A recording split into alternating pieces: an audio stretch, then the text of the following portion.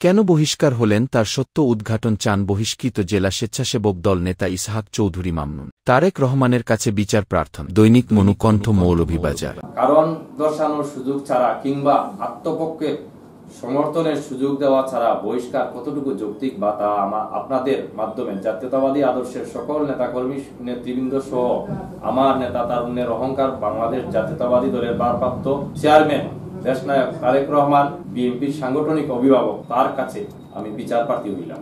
বাংলাদেশ জাতীয়তাবাদী স্বেচ্ছাসেবক দলের কেন্দ্রীয় কমিটি ও মৌলভীবাজার জেলা শাখা থেকে স্থায়ী বহিষ্কার হওয়া মৌলভীবাজার জেলা স্বেচ্ছাসেবক দলের সিনিয়র যুগ্ম আহ্বায়ক ইসহাক আহমেদ চৌধুরী মামনুন বলেছেন, তাকে পরিকল্পিত ষড়যন্ত্রের মাধ্যমে সংগঠন থেকে বহিষ্কার করা হয়েছে।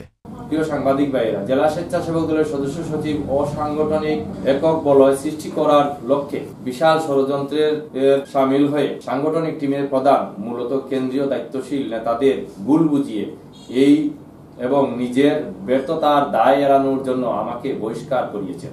৩ সেপ্টেম্বর বুধবার মৌলভীবাজারে স্থানীয় সাংবাদিকদের সাথে আয়োজিত সংবাদ সম্মেলনে তিনি বহিষ্কারের পেছনের ঘটনা তুলে ধরে সত্য উদ্ঘাটনের আহ্বান জানান। প্রিয় সাংবাদিক ভাইয়েরা, যেখানে আমার ক্ষুদ্র রাজনৈতিক জীবনে আমার বিরুদ্ধে ন্যূনতম কোনো দুর্নীতি, চাঁদাবাজি, টেন্ডারবাজি, দখলবাজি, এমনকি কোনো অবৈধ পন্থায় অর্থ উপার্জনের কোনো অভিযোগ নাই, সেখানে হঠাৎ করে আমাকে স্থায়ী বহিষ্কার করায় আমি হতবাক হয়েছি। আমি স্থায়ী বহিষ্কার খবরে জেলা স্বেচ্ছাসেবক দলের ত্যাগী পরীক্ষিত রাজপথের নেতাকর্মীদের মাধ্যমে বিরূপ প্রভাব পড়ে, যা ইতিমধ্যে অবগত আছে। বিভিন্ন কর্মী সভা নিয়ে ওনাদের অসাংগঠনিক কর্মকাণ্ডের প্রতিবাদ করায় মূলত আমাকে বহিষ্কার করে। আমার প্রতি অবিচার করা হয়েছে। আমি আমাদের নেতা আগামী রাষ্ট্রনায়ক বিএনপির ভারপ্রাপ্ত চেয়ারম্যান তারেক রহমানের কাছে এই বিচার দিলাম। তিনি দাবি করেন, আমার বিরুদ্ধে আনা অভিযোগের কোনো সুনির্দিষ্ট প্রমাণ নেই। আমাকে কারণ দর্শানোর বা আত্মপক্ষ সমর্থনের সুযোগও দেওয়া হয়নি। এটি সম্পূর্ণ গঠনতন্ত্র পরিপন্থী ও অন্যায় সিদ্ধান্ত। সংবাদ সম্মেলনে মামনুনের অভিযোগ, সংগঠনের নিয়ম ভঙ্গ করে হঠাৎ বহিষ্কারের সিদ্ধান্ত নেওয়া হয়েছে। জেলা কমিটির সদস্য সচিব আহমেদ আহাদ ও সাংগঠনিক টিমের প্রধান ডাক্তার জাহিদুল কবির এক আধিপত্য বিস্তারের চেষ্টা করছিলেন। তাদের অসাংগঠনিক কর্মকাণ্ডের প্রতিবাদ করায় তিনি ষড়যন্ত্রের শিকার হয়েছেন। মামুনুন ছাত্রদল থেকে রাজনীতি শুরু করে স্বেচ্ছাসেবক দলের কেন্দ্রীয় কমিটি ও জেলা কমিটিতে সিনিয়র যুগ্ম আহ্বায়কের দায়িত্ব পালন করেছেন। পতিত শেখ হাসিনার ফ্যাসিস্ট সরকারের বিরুদ্ধে সব আন্দোলনে রাজপথে সক্রিয় ভূমিকা পালন করেছেন। ফ্যাসিস্ট হাসিনা সরকারের আমলে মিথ্যে মামলায় তাকে বারবার কারাভোগের শিকার হতে হয়েছে।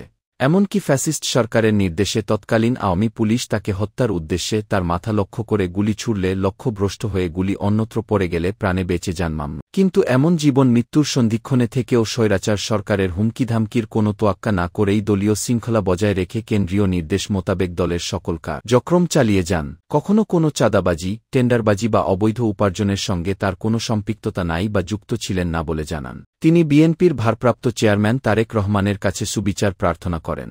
মামনুন বলেন, আমার বহিষ্কার নেতাকর্মীদের মাঝে গভীর হতাশা তৈরি করেছে। আমি এই অবিচারের বিচার বিএনপির ভারপ্রাপ্ত চেয়ারম্যান দেশনায়ক তারেক রহমানের কাছে বিচার দিলাম। আশা করি তিনি সঠিক ও সুষ্ঠু তদন্তের মাধ্যমে সত্য ঘটনার রহস্য উদ্ঘাটন করে সুবিচারের মাধ্যমে আমাকে আবার আমার সাবেক দলীয় পদে আসীন করবেন বলে আমি আশাবাদী। তিনি আরও জানান, বহিষ্কার হলেও শহীদ প্রেসিডেন্ট জিয়াউর রহমান, বেগম খালেদা জিয়া ও তারেক রহমানের আদর্শকে জীবনের শেষ দিন পর্যন্ত অনুসরণ করবেন। এর আগে ইসহাক আহমেদ চৌধুরী মামনুনকে গত ৩১ আগস্ট স্বেচ্ছাসেবক দল কেন্দ্রীয় কমিটির দপ্তর সম্পাদক স্বাক্ষরিত এক পত্রে তাকে দলীয় শৃঙ্খলা ভঙ্গের অভিযোগ এনে সংগঠন থেকে স্থায়ীভাবে বহিষ্কার করা হয়। আমি শহীদ রাষ্ট্রপতি জিয়াউর রহমান, বাংলাদেশ জাতীয়তাবাদী দলের দেশনেত্রী বেগম খালেদা জিয়া ও তারুণ্যের অহংকার আগামী রাষ্ট্রনায়ক তারেক রহমানের আদর্শের রাজনীতিক জীবনে শেষ সময় পর্যন্ত আমি জাতীয়তাবাদী কর্মী হয়ে দলের কাজ করব। আমার রক্তের রন্ধ্রে রন্ধ্রে জাতীয়তাবাদী আদর্শ বিদ্যমান। প্রিয় সাংবাদিক বন্ধুগণ, আপনাদের মূল্যবান সময় নষ্ট করে আমার ডাকে সাড়া দিয়ে আসার জন্য আপনাদের ধন্যবাদ ও কৃতজ্ঞতা জ্ঞাপন করছি। আশা করি আপনারা আমার এই সংবাদ আপনাদের বহুল প্রচারিত প্রিন্ট, ইলেকট্রিক মিডিয়া মাধ্যমে প্রচার করে আমার বহিষ্কারের প্রকৃত রহস্যটি সবাইকে অবগত করবেন এবং ভূমিকা রাখবেন। সবাইকে ধন্যবাদ। আসসালামু আলাইকুম। দৈনিক মনুকণ্ঠ মৌলভীবাজার।